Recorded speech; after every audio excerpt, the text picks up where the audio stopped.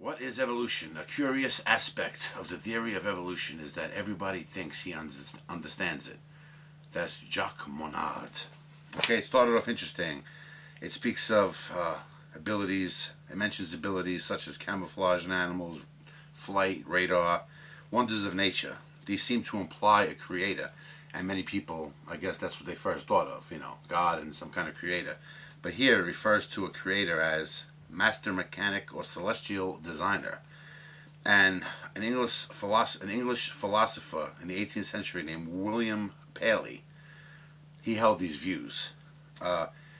Even Darwin himself spoke of this concept before 1859. And coincidentally, Darwin studied at Cambridge as well as William Paley. And he shared the same room. He used the same room that Paley used when he went, to that school. It's pretty cool. His views changed, and he started to, study evolution and natural selection. But his evolution ideas were expanded upon by those that came before him. One of which was Erasmus Darwin, his grandfather. So other people before him had concepts of evolution, but natural selection was his idea. He was the first to use actual data from nature to convince people. Now, it didn't say the word field data, but I get that implies, I guess nature implies in the field. His book on the origin of species turned the mythology of this into actual science. Life on Earth evolved gradually, beginning with one primitive species, perhaps a self-replicating molecule, that lived more than 3.5 billion years ago. It then branched out over time, throwing off many new and diverse species, and the mechanism for most, but not all, of evolutionary change is natural selection. When you break that statement down, you find that it really consists of 6 components: evolution, gradualism, speciation, common ancestry, natural selection, non-selective mechanisms of evolutionary change. These, then, are the 6 parts of evolutionary theory. Some parts are intimately connected. If speciation is true, for instance, then common ancestry must also be true. But some parts are independent of others. Evolution might occur, for example, but it need not occur gradually. Some mutationists in the early 20th century thought that a species could instantly produce a radically different species via a single monster mutation. That's interesting. When I read that part, it made me think of, cryptozoologists. I guess they're not scientists, Maybe there are some that are scientists, but I guess from what I understand, they're not, for the most part.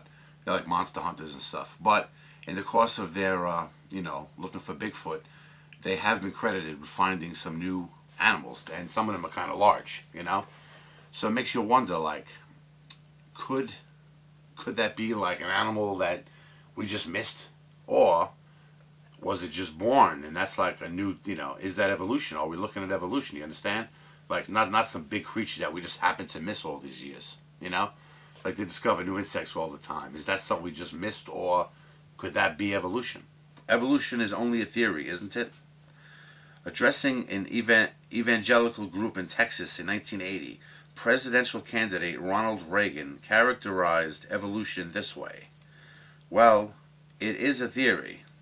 It is a scientific theory only, and it has in recent years been challenged in the world of science, and is not yet believed in the scientific community to be as infallible as it once was believed. Now, here's the problem I have with what he says. He says the key word in this quote is only a theory. But I don't agree with that. I think there's something else that he should have really picked at.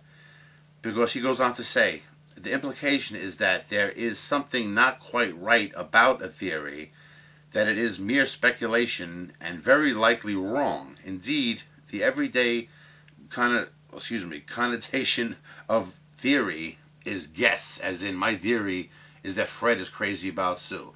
But in science, the word theory means something is completely different, conveying far more assurance and rigor than the notion of a simple guess. Okay, But the thing he should have taken issue with was this line, not that line. This line's worse, that Reagan said. It has been challenged in the world of science, and it is not yet believed in the scientific community to be as infallible as it once was. See, I don't agree with that, because to me, from the start of when they came up with the idea of evolution, I think it's only gotten stronger and stronger. He made it sound almost as if like scientists were like starting to doubt it, like, you know, in the 80s, like when Reagan made the statement. I don't really see that, you know. But like I said, I really don't see any issue with him using the word only a theory. I mean, that's not an insult, it's only a theory. I'll get myself in trouble with this one, but look, thus we can speak of the theory of gravity as the proposition that all objects with mass attract one another according to a strict relationship involving the distance between them. Okay, that makes a lot of sense. But that doesn't really cover the relationship between, say, Earth and our moon. You know, how come they're not drawn together? You know, so it's not just gravity that explains everything.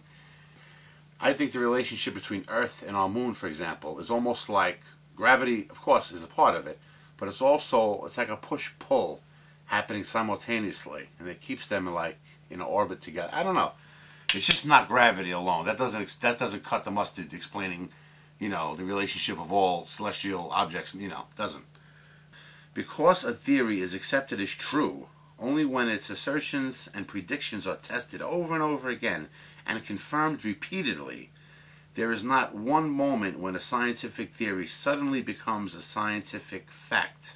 A theory becomes a fact or a truth when so much evidence has accumulated in its favor, and there is no decisive evidence against it, that virtually all reasonable people will accept it. See, that makes no sense at all. So if everybody's reasonable and they accept something, that makes it true? No, that doesn't make any sense. This does not mean that a true theory will never be falsified. Wait a minute, after all those tests and all the reasonable people, now you're saying this? All scientific truth is provisional, subject to modification in light of new evidence. What? See, that's the trouble a lot of creationists will have with science, where they act like they know everything, and they say everything was such a fact. Well, we tested it and this and that. Oh, but that doesn't mean new evidence could come along, and all that fact we, stuck by our guns, years ago is all bullshit now. See, that's the trouble. You understand? There's nothing wrong with a theory. A theory is a good thing. It's a smart thing. You're taking into consideration all the factors, and you're saying, I theorized this. So some people, I think, jump the gun. I think some of these things should remain a theory, okay? Until you really have all the facts. Don't give me that we accept it now, and then we're going to change it if new evidence comes. No. And reasonable people, what the hell is that? Reasonable people. So everybody's reasonable. That makes it true? You can prove things pretty quick, too. A lot of science, things are fact, without a doubt. Most of science that we probably know on Earth now are things that are a fact. Like Advil. Take an Advil. This works on headaches. That's not a theory anymore. It's a fact. You mix these chemicals, ibuprofen, whatever, it's going to cure headaches in a lot of people. It's a fact, 100%. Nobody can come along and say, no, that Advil doesn't work, and we got proof to prove that doesn't work. No, it doesn't work that way. So people shouldn't jump the gun, Leave it a theory. Hey, it doesn't mean it's bad or stupid. It's a theory. It's a smart observation based on tests or whatever, but it does not make it a fact, and they shouldn't rush to that judgment. It goes on to speak of continental drift and how the fossil records back up this idea. They found similar fossils, on different continents, implying that the world was, all the land was one time connected. Okay?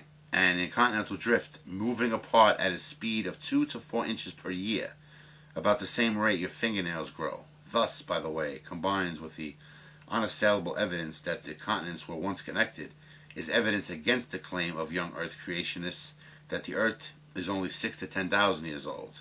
Anyway, I'm enjoying this. The book's a pretty easy read, and please put up with me, not knowing that much. I'm just the same way I read the Bible. I'm not an expert on the Bible. I'm just trying my best. But I am enjoying this. It's a good read. Anyway, see you next time.